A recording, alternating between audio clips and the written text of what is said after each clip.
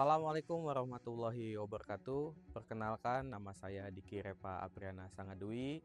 Saya merupakan dosen di Prodi Pendidikan Jasmani Kesehatan dan Rekreasi, Fakultas Pendidikan Sosial dan Teknologi, Universitas Muhammadiyah Kuningan.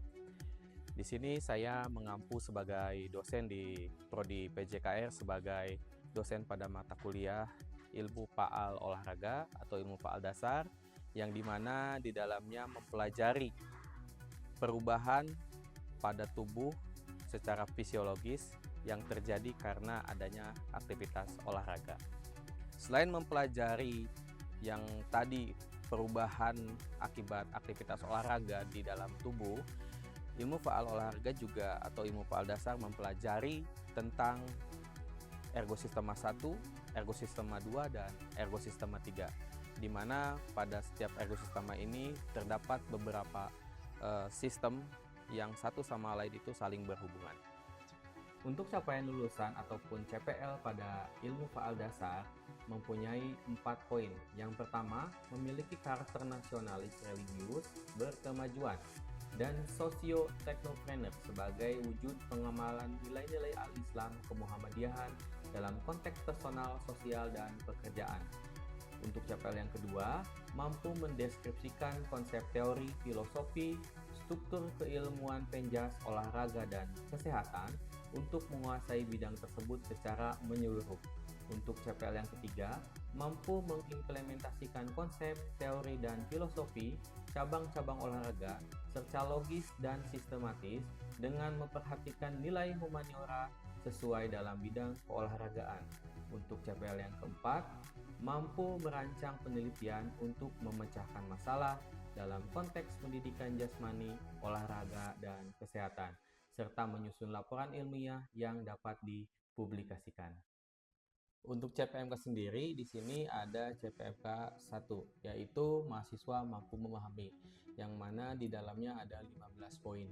Yang pertama, yaitu pada sel manusia, yang kedua, cairan tubuh, yang ketiga, sistem persyarafan, yang keempat, sistem syaraf lanjutan atau refleks dan struktur, yang kelima, sistem otot, yang keenam, sistem darah, yang ketujuh, kekebalan tubuh, yang kedelapan, homeostatis, yang kesembilan, sistem pernapasan, yang kesepuluh, struktur dan fungsi jantung, yang kesebelas, bunyi hukum jantung, pengertian hemodinamika, yang ke-12 yaitu sistem perencanaan pada manusia, yang ke-13 fungsi enzim pencernaan dan asimilasi, yang ke-14 sistem hormon, dan yang terakhir yang ke-15 yaitu sistem ekskresi pada manusia.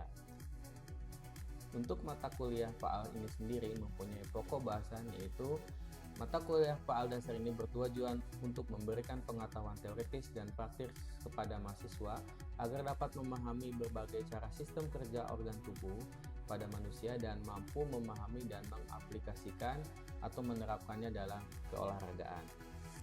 Lalu untuk pengajaran sendiri di sini menggunakan sistem 16 kali pertemuan, yang dimana 14 kali pertemuan dilaksanakan secara teori dan 2 untuk pertemuan UTS dan UAS. Lalu untuk ilmu faal dasar sendiri sudah menggunakan learning management system, yaitu menggunakan Universe ya pada platform universe.umkuningan.ac.id, yang dimana di dalamnya mahasiswa bisa melihat secara keseluruhan pengajaran dan materi yang diberikan oleh dosen. Untuk berikutnya, mari kita lihat proses pada pengajaran ilmu faal dasar yang terselenggara di kampus Universitas Muhammadiyah Kuningan. Baik teman-teman, Assalamualaikum warahmatullahi wabarakatuh. Waalaikumsalam warahmatullahi wabarakatuh. Oke, teman-teman, bagaimana kabarnya hari ini? Alhamdulillah. Baik. Ya, jadi bertemu lagi dengan saya di semester sekarang ya. Kalau kemarin kita sudah belajar anatomi, lalu semester sekarang kita belajar tentang ilmu faalnya atau di fisiologi olahraga. Ya, ini sebetulnya masih berkaitan erat dengan mata kuliah anatomi ya. Kita akan mempelajari tentang ekosistema. Ekosistema sendiri itu dibagi menjadi 3, ada ekosistema 1, 2, dan 3. Lalu nanti ada lagi pembagiannya untuk sel dan kawan-kawannya. Jadi teman-teman nanti disimak untuk materi perkuliahannya, dan nanti ketika di akhir penyampaian saya ada yang kurang mengerti ataupun masih abu-abu, teman-teman bisa menanyakan kepada saya. Bisa dimengerti? Bisa. Oke. Sebelum kita masuk ke perkuliahan, jangan lupa ya teman-teman untuk mengisi absensi yang tadi sudah saya berikan itu di tanda tangan. Jangan sampai lupa, karena itu bukti ketika nanti teman-teman mengikuti perkuliahan ini. Bisa dimengerti? Bisa. Oke teman-teman, jadi simak dulu ya. Tadi ini materi awalan kita, yaitu pengenalan tentang ilmu olahraga atau fisiologi olahraga ya. Di sini untuk definisinya bisa teman-teman lihat semua ya di sini. Ya, ada yang bisa bantu saya untuk menerangkan? Teman-teman tinggal baca di depan. Silakan. Coba Randy baca ilmu PAL deskripsinya ataupun definisinya apa? Ilmu PAL adalah atau fisiologi olahraga, yakni ilmu yang mendalami peningkatan kemampuan seseorang untuk berolahraga secara maksimal. Baik, jadi kita pahami dulu maknanya ya. Jadi untuk ilmu PAL sendiri itu ya mempresentasikan tentang ya analisis yang akan kita buat ketika ada perubahan dalam fisiologi seseorang, yaitu berkaitan dengan adanya yang dia lakukan selama berolahraga. Contohnya ketika saya berlari, rajin latihan larinya ya, latihan larinya rajin. Saya lari 10 kilo, terus 5 kilo, ada yang 20 kilo. Tapi tiap hari ataupun tiap minggu itu intens. Ada yang namanya periodisasi latihan. Nah itu biasanya akan meningkatkan apa teman-teman? Kebugaran ataupun VO2 max ya, volume oksigen maksimal. Jadi teman-teman harus tahu. Nah ini adalah salah satu perubahan yang secara fisiologi pada tubuh manusia ya, karena ada pengaruh dari olahraga. Nah, bahwa kita harus tahu bahwasannya kalau fisiologi tersebut ada pengukurannya ya. Kalau VO2 max sendiri ya, VO2 max itu ada pengukurannya. Teman-teman sudah tahu untuk pengukuran VO2 max ada tes apa aja? Bip test. Ada bip test, terus ada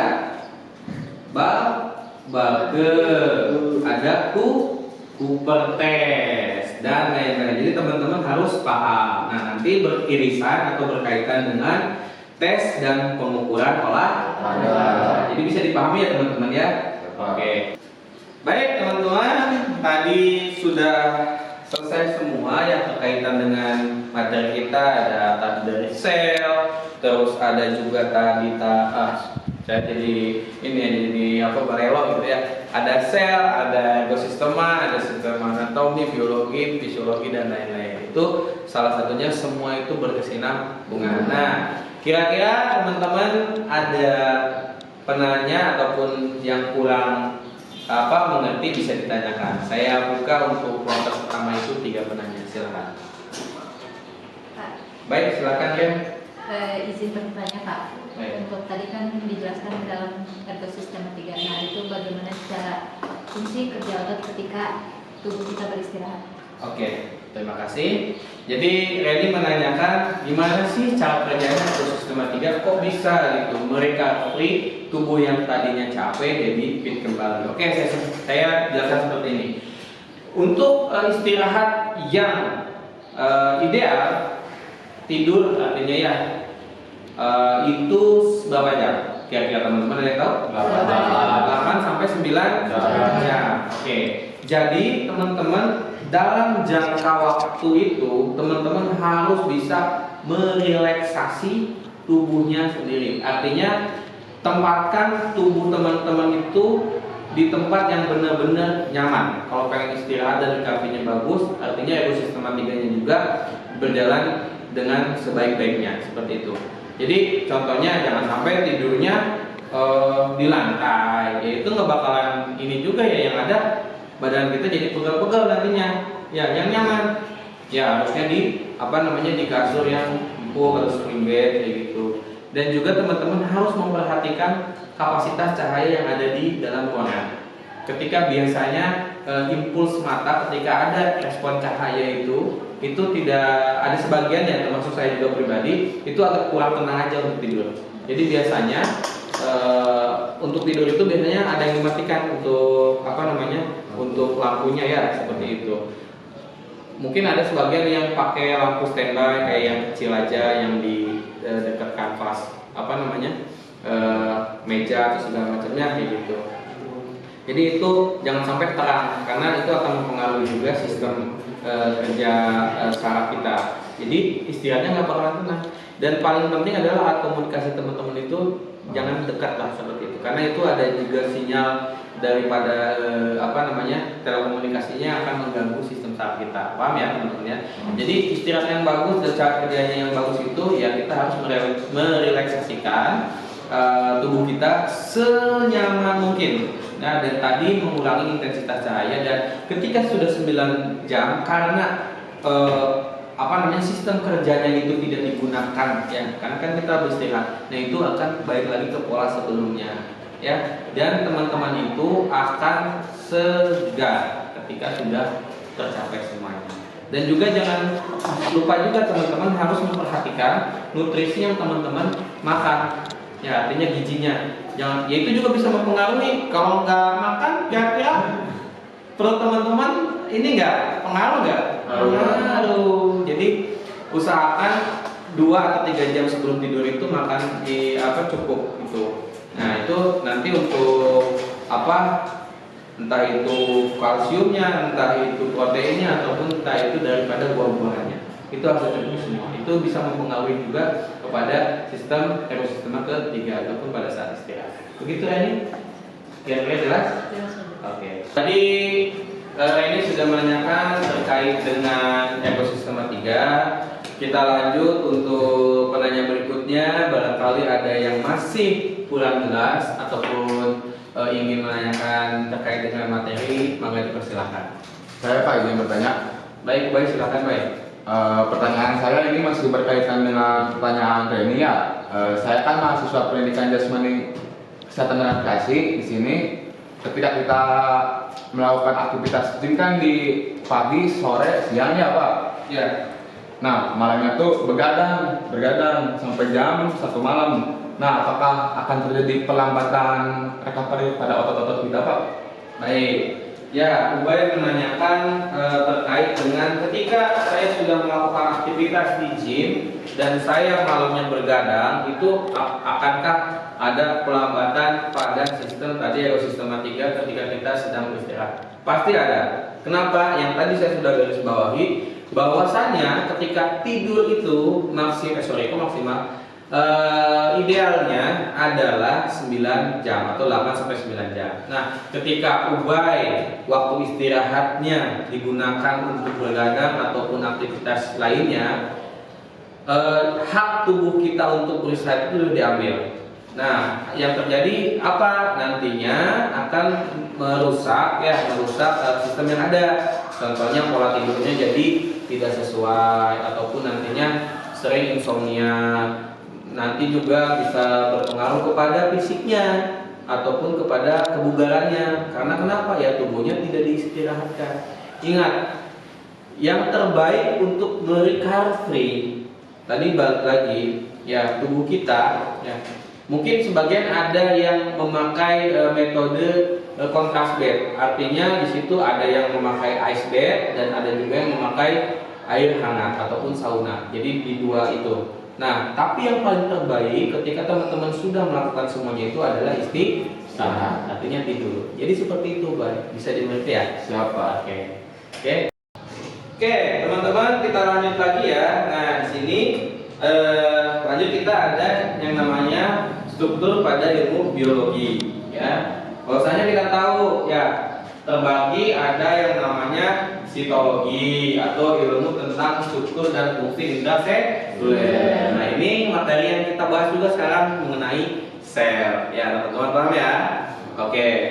Dan yang kedua ada yang namanya histologi ataupun ilmu yang membahas tentang jaringan. Jadi ketika ada tubuh kita ini bermacam-macam, ya di dalamnya itu ada sel, ada jaringan, ada organ dan kawan-kawannya. Ya, jadi ini ilmu yang mempelajarinya. Kalau anatomi ilmu tentang struktur ataupun organ, strukturnya, ya ada sistem skelet atau apa nih skelet, tulang ataupun kerangka. Ya, seperti itu. Ada nervum, saraf, nice. Ada lagi muskular ataupun otot, ya atau muskoletal, ya kalau di anatomi juga ya. Lalu ada lagi fisiologi tentang fungsinya. Kalau tadi tentang strukturnya di anatomi, fisiologi berseberangannya lagi dengan fungsinya daripada organ tersebut. Jadi kalau misalkan sistem kardiovaskular, ya jantung pembuluh darah, ya itu nanti dijabarkan tugasnya seperti apa dan termasuk ke dalam ergosistema 1K, ergosistema 2K atau ergosistema 3K seperti itu. Kalau jantung pembuluh darah itu masuk ke ergosistema berapa? Ada yang tahu? Zada? 2. Ya betul. Ergosistema 2. Di situ ada respirasi juga. Ada apa lagi? Kardiovaskular dan apa? Ayo. Pada lupa ya, nanti kita bahas lagi ya teman-teman ya. Ya, terus ada yang namanya sistema atau merupakan organ tubuh yang saling berhubungan. Jadi di sini kita bisa lihat ya ada 1, 2, 3, 4 dan 5. Lalu kita lanjut lagi teman-teman ya. Kita lanjut lagi di sini ya bisa dilihat ya ini di presentasi kita. Ada yang namanya sistem pada anatomi ya. Kita fokus dulu sini ya. Sistem pada anatomi ya. Di sini kita bisa lihat ya. Ini teman-teman harus sudah hafal sebetulnya dari materi yang awal ya. Karena kita lanjutan daripada anatomi ya untuk fisiologi ini ataupun pada PAAL ini ya. Di sini ada yang tadi saya sudah singgung sebelumnya, ada skelet atau rangka, ada muskular ataupun otot, ada yang namanya nervum atau saraf, ada yang namanya hemohidrolimpatik atau darah, cairan dan detak bening, ada lagi respirasi, pernapasan, kardiovaskuler jantung pembuluh darah, termoregulasi tata suhu tubuh, digestifus pencernaan, ekresi pembuangan, endokrin hormon, sensoris pengindra dan reproduksi adalah pembuluh generasi. Jadi teman-teman harus tahu semua fungsinya di sini. Ya, tadi skelet ya, kerangka, nah, muskular ini ototnya, jadi saling melengkapi semuanya. Ya, teman-teman paham ya? Setelah itu kita beranjak dari sini, kita akan membahas tentang ekosistemanya teman-teman. Ya, tadi kalau kita di awal kita kan sudah mempelajari sel itu. Sel itu adalah bagian terkecil daripada apa tubuhnya gitu ya di dalamnya ya seperti itu. Karena tiap orang selnya akan jumlahnya akan berbeda. Ya barangkali si Renima selnya ada 1 juta gitu. Kalau ini ada 4 juta, ini ada 5 juta, 6 dan seterusnya. Maka ada 1 miliar, 2 miliar ya. Jadi tiap orang individu itu berbeda. Yaitu terjadi juga karena ada perubahan secara fisiologi. Ya teman-teman, ya kita lanjut dulu teman-teman. Oke, kita lanjut ya. Setelah ada sistem anatomi dan tadi ada biologi, kita juga ada yang namanya secara pembagian secara apa? Ayo. Pembagian secara fisiologinya yang tadi sudah saya sebutkan bahwasannya di sini ada ekosistema 1, ekosistema 2, ekosistema 3. Oke. Ekosistema 1 ya, yaitu tentang sistem kerja primer. Ada skelet. Sistem skelet itu adalah kerangka. Oke, ayo. Yang kedua ada sistem muskular. Sistem muskular itu adalah otot. Yang ketiga 3 ada sistem belum atau oke.